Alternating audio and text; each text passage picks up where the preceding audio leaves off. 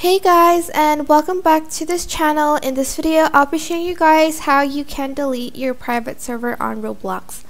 Select the three lines here and go to inventory. Once you are in inventory, you are then just going to go to where is it? Private servers, and then select my private servers. As you can see, I have two here. I'm just going to select the private server I want to remove.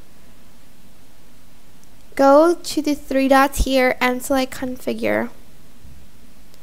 After that, you are going to turn this off, and then it will now be inactive and it will be deleted.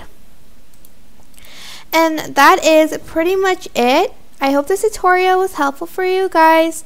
Don't forget to like, comment, share, and also subscribe to this channel if you haven't done that. If you have any questions, just leave it in the comment section down below, and I will try my best to answer them all. Thank you so much for watching. Bye!